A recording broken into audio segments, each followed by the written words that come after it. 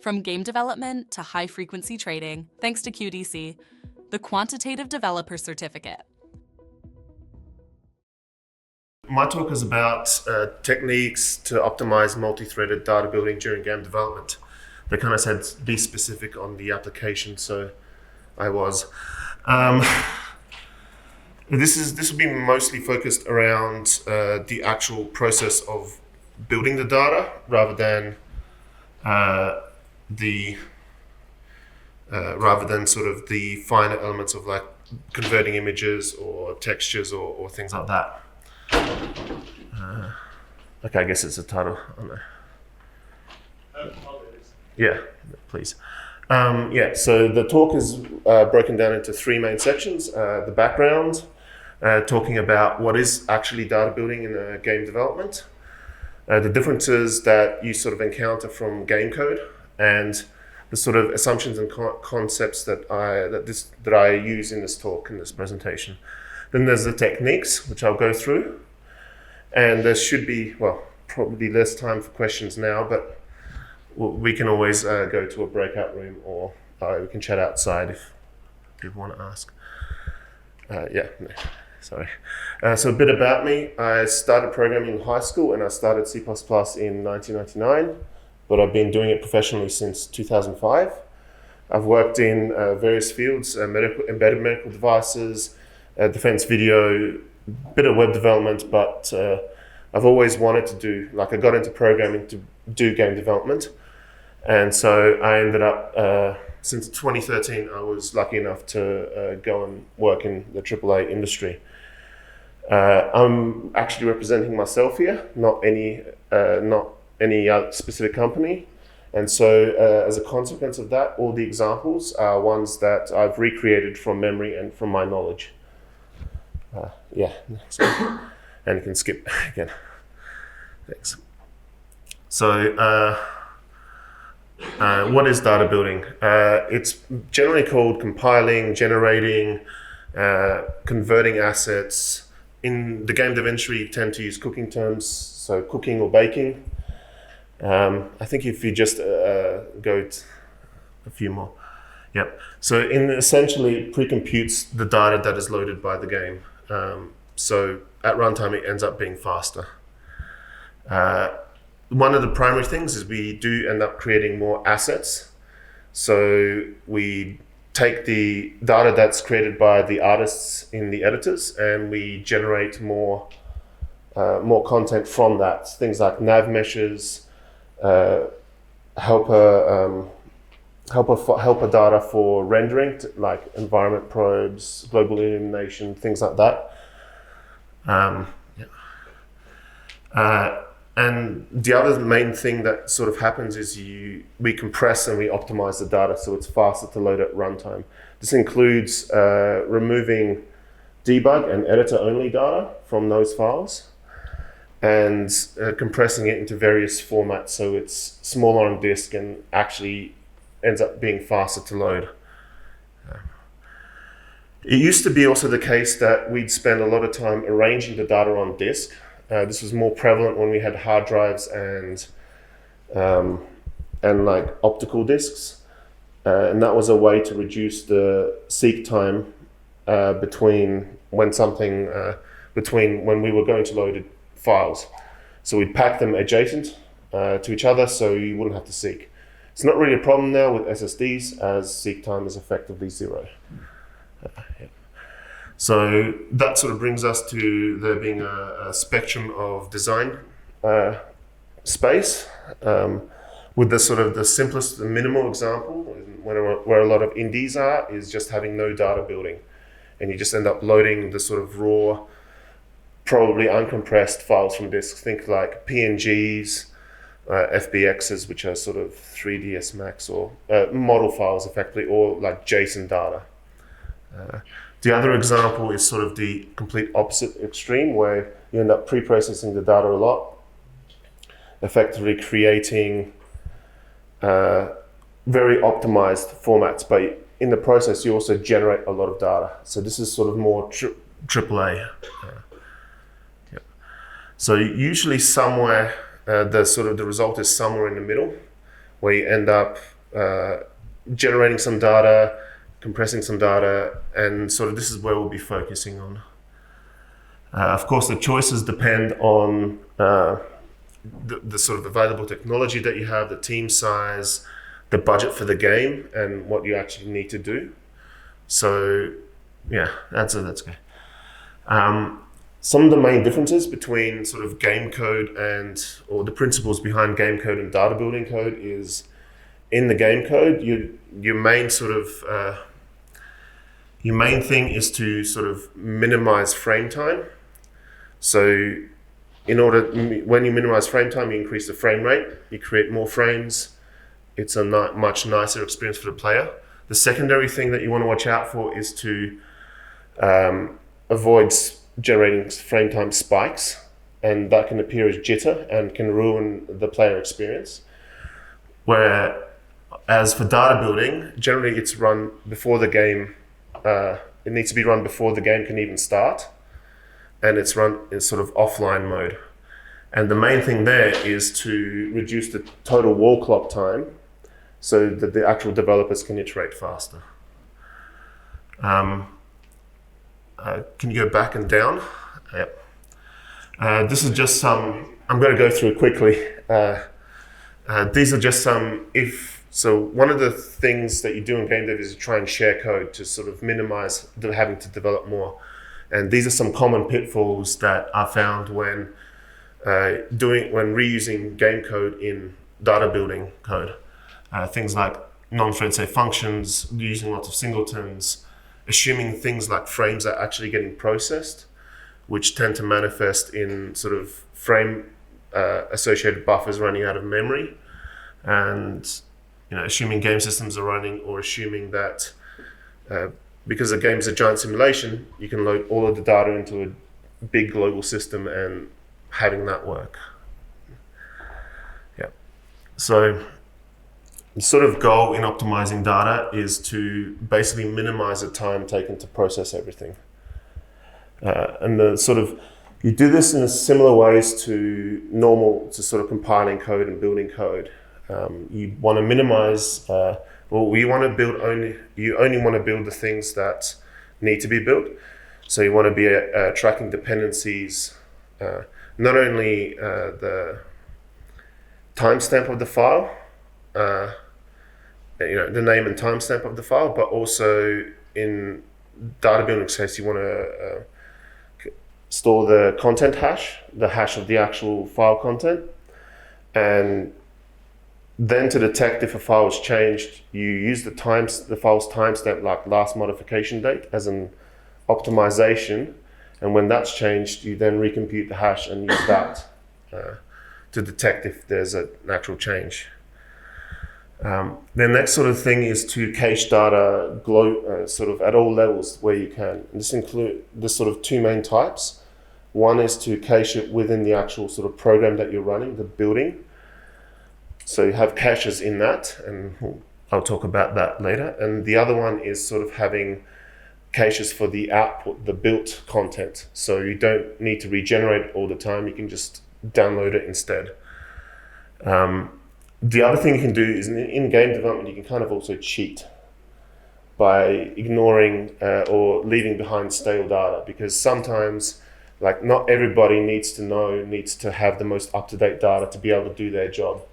So for designers placing things in the world, they don't need the nav mesh to be up to date. The worst they're going to experience when they play the game is maybe some of the computer controlled entities just walk in weird places. So and if you need to rebuild it, you can always rebuild it. But that's a very big thing. You just cheat. Next one. And then the last main point is you want to process everything in parallel. So you want to make sure you're keeping the CPU full and the memory and process everything. So a few assumptions on my talk. I'm assuming that it's a data building system built on top of a job or task system. It's run on a sort of fairly modern PC with pretty much similar cores, where the memory and the storage are not technically the bottlenecks like it used to be before with spinning hard drives, that was more of a bottleneck. These days with NVMEs and memory, fast memory, that's not the case. In the examples that I've got, I'm using my home machine with 16 physical, 32 logical cores. And gamedev still uses mostly C++17 and C++20. That's sort of where vendor support is at the moment, and that's sort of where we're going. Just a quick bit of terminology. I'm using job to mean a small indivisible unit of work. So something that just gets scheduled and executed. And task is a collection of jobs to do one specific thing, like compress an image or do some sort of conversion. And I guess I forgot to ask, but if people are familiar with the terms spin lock and flat map, that sort of thing, okay. You can probably go across. Yeah, so techniques. So the first one is just keeping the threads busy, doing useful work, and that's the key. You want to avoid the situation where you're waiting on something or spinning. Yeah. So the best way I found is to make all the jobs roughly the same size. This means this gives you sort of two key things. One is to that you won't be stuck waiting for a long job, like for a very long task to process. And the other one is, since they're all the same size, you'll be able to fill in any gaps that appear with just jobs to process. And yeah, as part of that, one of the things is you split very long functions into jobs. So, yeah. So one of the big things that you do in AAA is you build large, especially in open world development, you build a large open world. And the main tip is you need to divide and conquer. So you need to subdivide this large world into discrete pieces, discrete tasks to try and be able to process everything in parallel. No, stay on the slide, sorry. The other thing is you want to create a big cache to help you to prevent every single one of those tasks from rereading the same sort of common or shared resources. And as a consequence of that, some of the actual processing tasks will take longer to process just because there actually is more data in that part of the world. So like in the middle of a city, there'll be more things to process than on the outskirts, that sort of thing. Okay. So sometimes though, you do get into a situation during game development where some tasks just take an exponentially longer amount of time. So think like hours instead of minutes. And in that case, you definitely need to handle it on a case-by-case basis. So sometimes it could be that there's something wrong with the data and someone's copied like 1 million elements or duplicated 1 million elements. Sometimes it's just a code defect, so someone's using an exponential algorithm. And other times, it could just be a bug. But in some cases, or in one case, there was just this sort of area in the world that took way too long to process. And so the way we sort of fixed it is we generated it once. So one of us took the hit of 3, 4, 5 hours of processing, saved those files, uploaded them to the cache, and then in the actual code, we put in an exception, like if you're actually processing this or generating this specific resource for this area, just don't bother and just download it. And that's something you can apply when something just takes an exponentially longer amount of time. So one of the things I mentioned before was when building large worlds, it's the cache static data. So anything that you can load, that different things while processing may need to look up, sort of like most commonly, these are things like meshes, things for rendering like lights, entities, maybe audio emitters even. Yeah. Like in general, everything that you need to know some data for, put it into a cache. Usually, these sort of 3D caches. Can you do next? Yeah, thanks. Usually, you'd use these sort of data structures for the cache. KD tree, which is like splits on an axial aligned plane. Quad tree is still useful, even though it's a 2D data structure, because a lot of levels and worlds can still be very flat and not have much Z or third axis difference. So that's useful. Or a quad tree, which is sort of the more typical three-dimensional structure. The one sort of thing they sort of suffer from is you have an order log n lookup, and if you need to look up a large area of stuff, you have to do it multiple times. So you have to traverse it multiple times. So one thing I did is I made this thing called a grid cache. I haven't seen anyone else publish anything like this, so that's the sort of first thing. Basically, it stores the sort of elements in a sparse, multi-dimensional grid. And the way I create it is you load all the items that you want, or all the data that you want to put in it. You form it into a big cube, and forming it into a cube just simplifies a lot of the math and logic. And so you distribute those items into a fixed number of a grid size. You organized those. Sorry, I don't have my notes.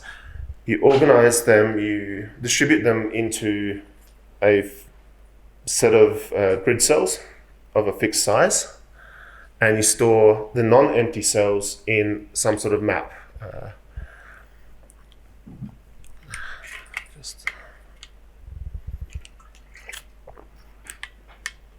The choice of map is actually up to you. I used a flat map in the sort of my implementation, but you can also use a hash map. The sort of main difference is in a hash map, you're going to pay the cost, L1 lookup cost, but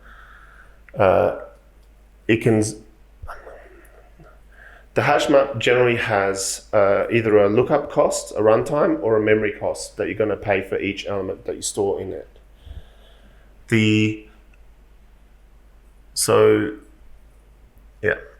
And so if you're having memory pressures in the rest of the system, that's probably not the best choice. And instead, we'll go with a flat map. The other good thing about using a flat map is, at least on one of the axes, because every element is contiguous, is in a large array, you end up being able to do a lower bound, upper bound search, and end up having faster to just query for larger areas.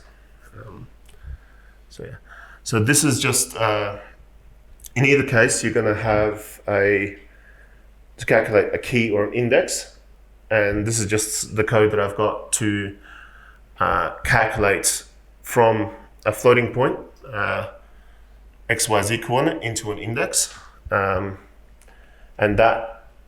so you can use that to figure out which cell something belongs to, or you need to look it up. And the next one. And this is the reverse operation, where from a given index, it'll give you the bounding box for it. It's just fairly simple code. This is the sort of a rough approximation of the interface that I have for the grid cache.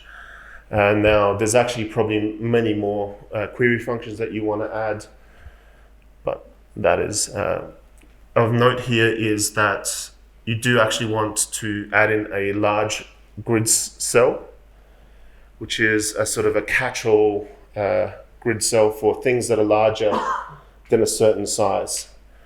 It's very useful because when I was implementing it, one of the first things I ran into was a light in the world that just, the bounding box spanned the entire world.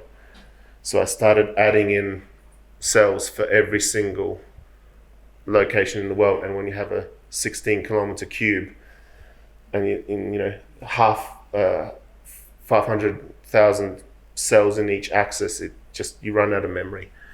So it's good you need a spill over grid cell for large nodes. Next please. Does that?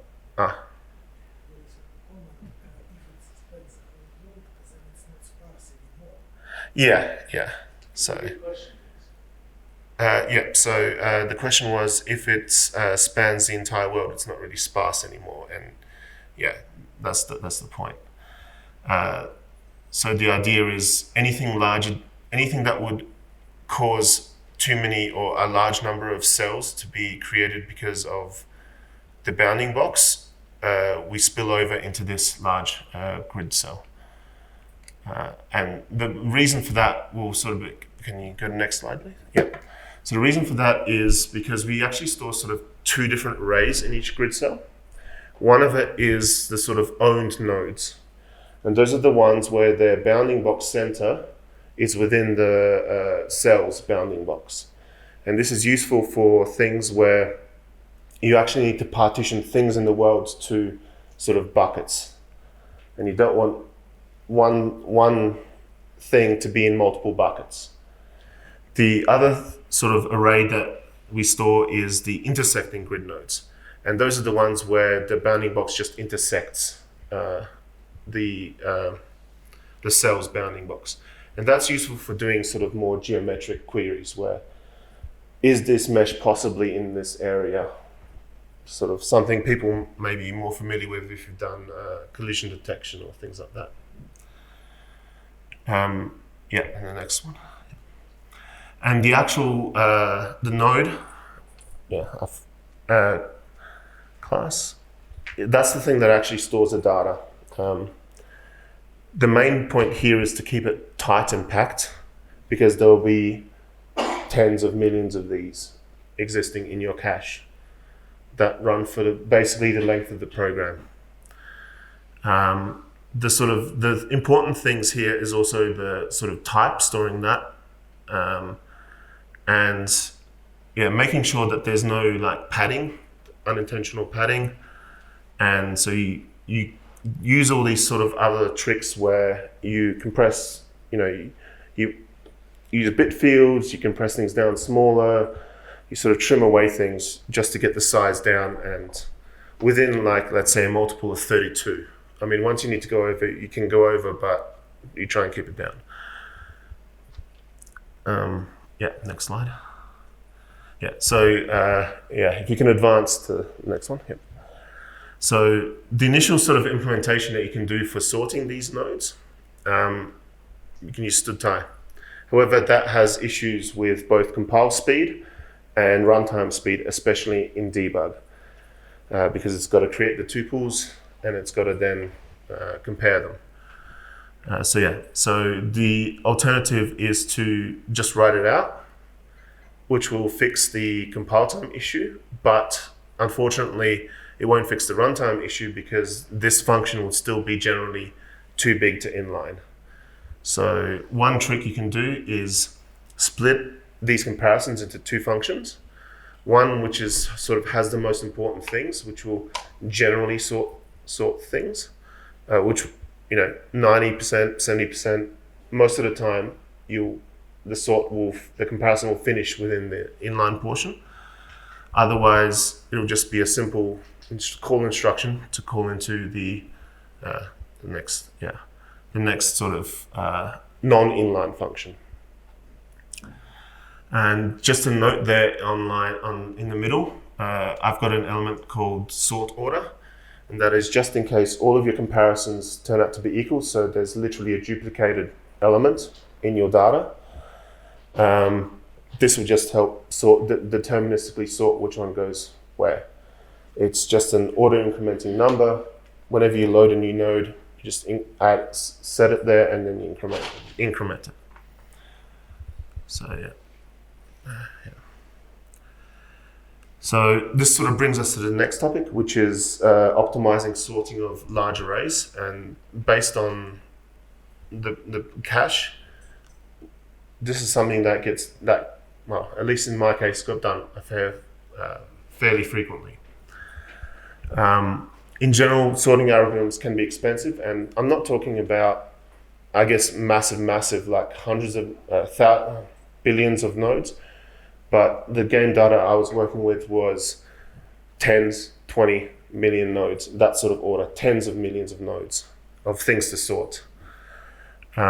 So because they're n log n, and you sort of end up evaluating the comparison function n log n times, and you end up passing all of the data through the processor cache log n times. So when you have a very expensive comparison function like that one there, with all of the indirection, and that can end up being quite an expensive comparison to make. This is, I guess, a common structure you sort of see in places. You've got a sort of prefab which holds nodes, and you sort them by the prefab and then the node. But because there's a lot of indirection, it can be very slow, even in a parallel sort.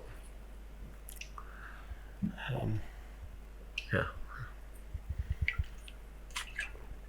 So one of the ways you can sort that is to sort of hit both things at the same time and extract the actual elements that you want to sort into a separate array with the index of the original index of where it came from.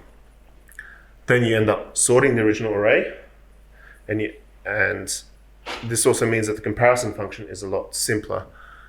So you sort the small array, then you can create a new array and copy the elements based on the original index that's now been sorted. So it's been rearranged. So this is sort of what it looks like. You've got the struct up the top with just the two elements that you actually need to sort. A helper fill function, which fills in the index coming in, and also the sort of much simplified and more efficient sorting comparison function. Next one. So this is now the sort of sort function. It's got a lot more code, but it ends up only iterating the data twice. Once on lines 4 to 7 and once on 12 to 15. So where it's got and good question. How many total objects do you have? I see you using 64 bits for IDs. Can you just use 32? I think, yeah, so the question was, how many objects do you actually have? Could you use a smaller ID? And yeah, we could. This is just an example I have. In that case, you can put them into a single integer. Yeah, I could put them into a single integer and compare them in one, yeah. But this is just to illustrate the example. So if you think back to the grid node class struct that was before, that we were comparing many different things together. So many of which were 64 bits, 32 bits, all sorts of different sizes. So this can apply in that case as well. But so even if this is more code, it only ends up touching the data twice, and it ends up sorting a much smaller amount. So if we can advance this slide. Yep, just until the slide changes. Yeah, so this is a profiler capture on my 16-core machine. Just running my sort of example toy engine job system on 16 threads. And a parallel sort goes by sorting the left, sorting the right, or subdividing until you can sort left and right, and then you merge them together. And so that's the original in the first code example. That's sort of the original profile. And if you could go next one. And sort of that's what you end up with if you do this alternative sorting optimization. So you've got the light purple to be the initial jobs that fill in the smaller sorting structure from the larger memory or from the larger set of objects. And you've got the assign job at the end, which takes a sorted index and copies the elements from the original array to the new sorted array. As you can see, the scales are the same on both. So this one actually took pretty close to half the time that the previous one did. We're still talking about from 2 to 1 second, but it's pretty much, it's still a good saving to have. This is a graph of, I just ran it on different numbers of job threads. As you can see, there's a pretty clear difference. I suspect that the not really having a change from 16 to 32 threads is a result of either just the physical processes or maybe something to do with my job system implementation. I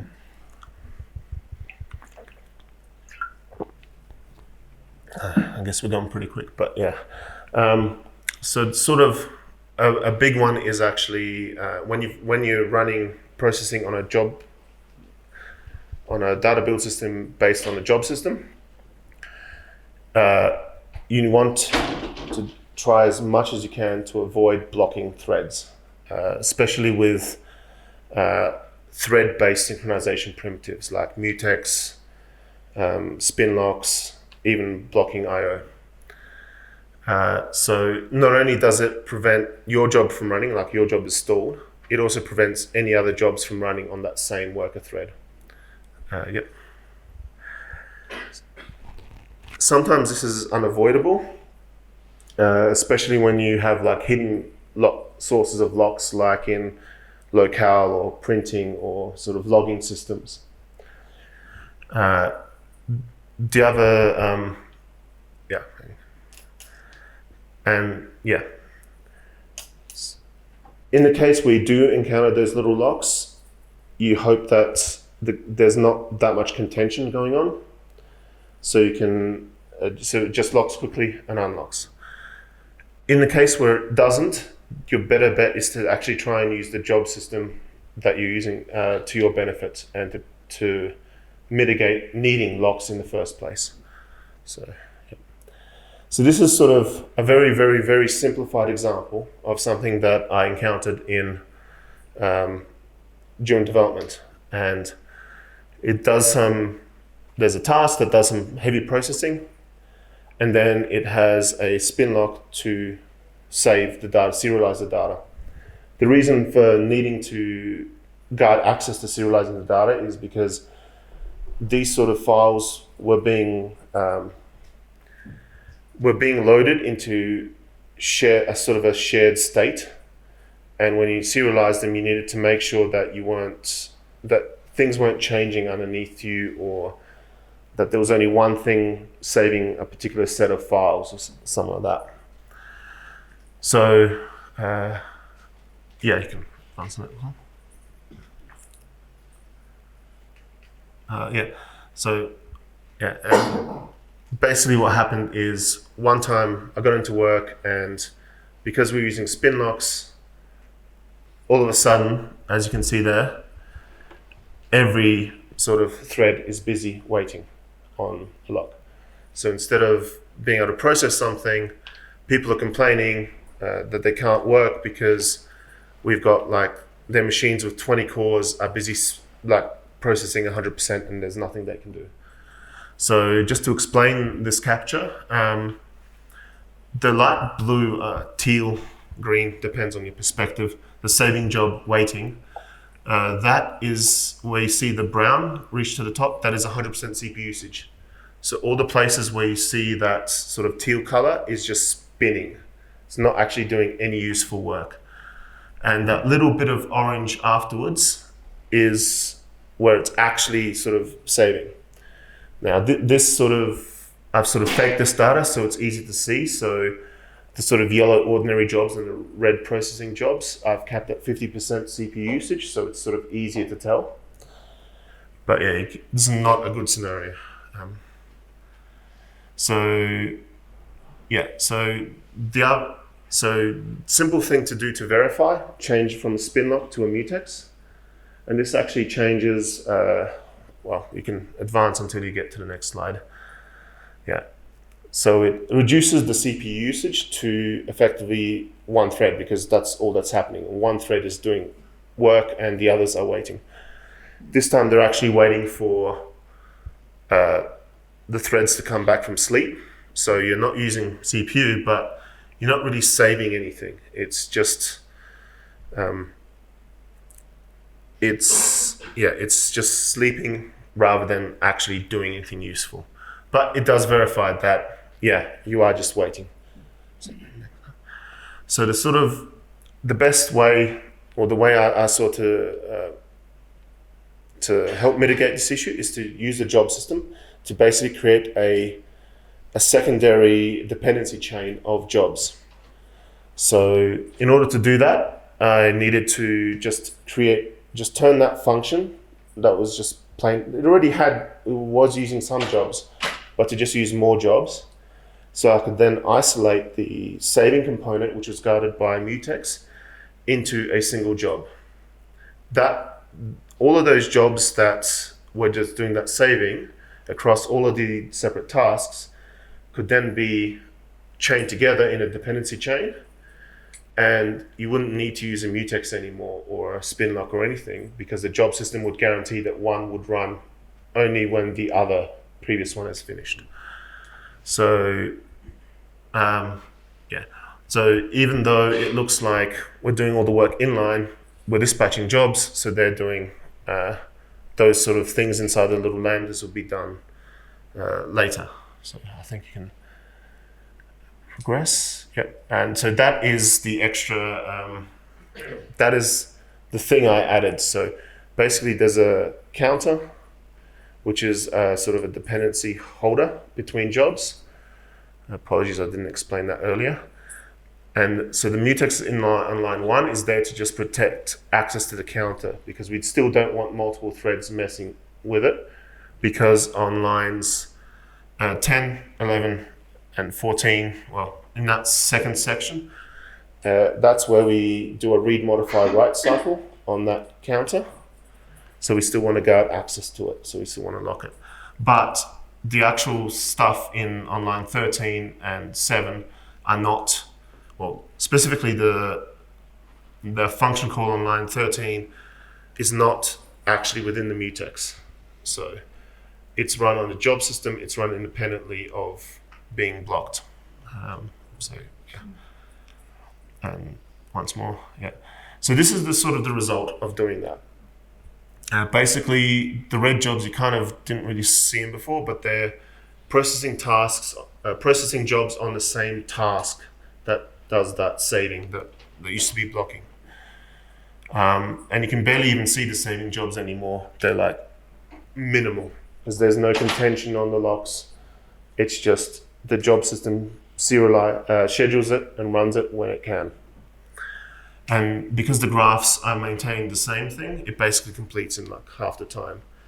So in the example programs that I have to run this, it went down from like 12 seconds down to like 9 seconds. So, and everything else was being held constant, because there was a constant size for all the other jobs, a number of jobs. So percentage-wise, that's quite a big improvement. Go across. So that's just a comparison between the original and the improved. Next one. So just a summary of the talk. Basically, we want to attempt to process everything in parallel.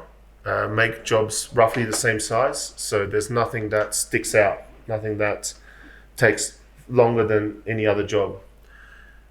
also having them same size means that you can distribute them fairly and evenly across all the threads of your job system.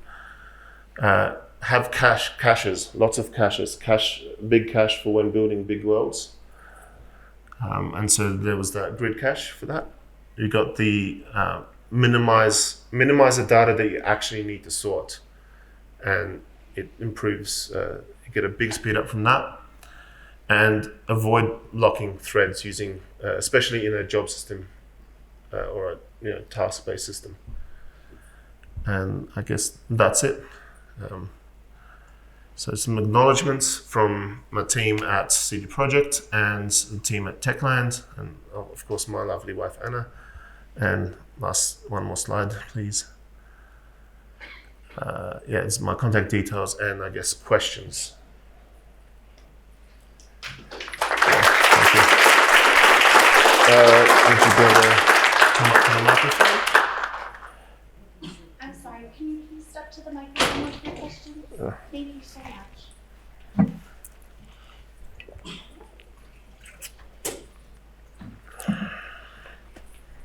What is the typical size of your jobs? So what you are speaking about, is it 1,000 cycles, 100,000 cycles, 10 million cycles? It makes a big difference. It does. So the question, I guess, just to quickly repeat the question, what is the typical size of the jobs? I don't think there was necessarily a very typical size. It's not like you want to keep them within a tenth of a second or a hundredth of a second, or any sort of specific instruction count or anything like that. It was fairly freeform. It was just do this thing, and then if you sort of want to do something else, if you want to do a parallel sort, there will just be another set of jobs to do that parallel sort and all of the parallel for and things like that. So we didn't really have a size. So some of them could range from like tenths of seconds, hundreds of seconds to, or even small milliseconds, because game code you end up wanting to write very short jobs. But for processing, it could stretch into seconds quite easily. But if you go into milliseconds, you will spend a lot of time synchronizing. Cost of switch, inter-thread switch, is around roughly 50,000 cycles, and it's a damn lot. So, so if you basically, in extreme case, if you have a job as small as just adding A and B, you will easily load all CPUs, but your workload time will skyrocket. So the concern is that if we have very small jobs, we'll have a lot of overhead. I guess that was part of the thing. The job system we used for data building was the same used in the game. But I think a bigger concern when we were doing it was just to get things running on many threads. So we were okay with a little bit of overhead. Unfortunately, I can't go back and check how much we had, but in data building, generally the tasks, the jobs ended up being a bit longer, a bit more involved than for the game itself. Right. Thank you for the talk. I think you did great in fighting the technical difficulties here. I do apologize for that. Can happen, and I think you powered through. So thanks for that. My question would be on the nodes that you showed for the spatial optimization structures. Mm-hmm. They were quite large, right? I think you showed 128 bytes or something. Yeah. Why did you go for such fat structs instead of a structure of arrays? So that was still contained a lot of information. So it was caching things, but we had this one process or one application that did a lot of things. Like it went through generating stuff, then compiling it and compressing it. Same sort of infrastructure. And to load something from the world, we we had the bounding box, we had the transform, which you sort of need. We had the sort of the resource name, which was a hash basically, to be able to then collect things and type in that. And there was other things which other sort of things that did specific processing needed these sort of things for quick lookup. So it was rather fat, but it was basically all of the data in the cache. I guess in retrospect, we could have tried more having an index and you look up that index, but it was also easy enough to just get a collection of these and look things up as you needed them. I guess one thing I didn't mention is when we did the sorting for those nodes, the first thing we kind of sorted by type. And the node type is sort of like, is it a mesh? Is it a light? Is it sort of a spawn point? Or is it like a quest mark or something like that? And that's actually very important because some of the queries that you do in this grid cache is, give me all the meshes with the bounding box that intersects this area. And for that, you needed this sort of a bigger structure because you'd still want some of the properties from that mesh to be as like in the flags field. And so there was a lot of things like that where you wanted some other property that was loaded. Like there was like a pointer there to some sort of game entity I put in, but it was often that in the process of loading and creating this cache, we'd load in all of the sort of prefabs and all the nodes and everything. And so they'd be kept in memory for faster access, so you'd still want to be able to reference them and reference other things. And there was there was one of the pointers which was a parent, and that was a parent to another one of these nodes. And so... Okay, so if I understand this correctly, it's basically you anyway need all the data, so splitting it up into different structures wouldn't help. Is that correct? It could have helped. I didn't really check that, to be honest. But it's also that we were running multiple things at the same time. So you could be processing meshes for one thing and other sort of quest-related data on another, or audio-related things on another. So having that data there just helped. Okay. Thank helped you. in the same area. Hello, thanks for your talk. I noticed when you calculate cell indexes that you use integer divisions and integer modulo, which are quite expensive. Have you ever tried using bit operations for that? I don't... It's gone back a few years. I don't think I did. Mainly because I don't think I did, probably for a couple of reasons. One is sort of constant time pressure. It's always you have to go do one thing, then do the next. But another one is that we wanted to keep the sort of, it's sort of somewhat flexible, and we probably kept it flexible for too long. But I understand probably doing bit shifts might have helped. But the size wasn't fixed in the code. It was sort of more of a runtime configuration thing. So we weren't certain that it was going to be 32. It could have been 20, it could have been 100, things like that. Okay. Hi, great talk. So I wondered that I think you said most of the computations were done locally on the same computer. Is that just because, instead of distributing them over something, is that because lack of resources, lack of time? So I said it was computed locally, sort of within the same process, but that was to sort of make it easy to run that process multiple times on servers. So there was actually one of the things, we had a process to do something for rendering, and it actually took like 2 or 3 days on like 30, 40 machines. Yeah, okay. But because the program was designed in a very simple way, like do one thing and do it as efficiently as possible, we could just distribute the work using the actual build system, like the sort of DevOps build system, across those things and collate them.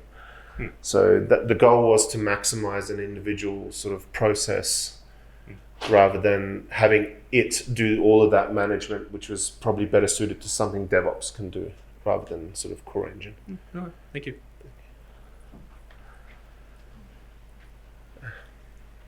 It was an interesting talk. Thank you. Thank you. The person two back inspired me to have a suggestion. You might, if your total number of cells was not divisible by 2, you could actually multiply by the multiplicative inverse, and that would probably be faster than doing an integer division. Yeah, I'm sorry, I skipped over a few of those things because because of the technical difficulties, I didn't have my notes and I didn't know how much time I had. But I guess one of the things is when I mentioned that it had to be a cube, the other sort of properties that you're looking for to make the math and the logic simpler is to have the same extents from the origin and have a multiple of 2, so you end up having the corners of 8 of the cubes around touching the origin. So, and that just makes the math and the logic much simpler, so you don't have to have extra weird offsets and things like that. So yeah, that's that. And is that it? Okay, that's it. Thank you very much.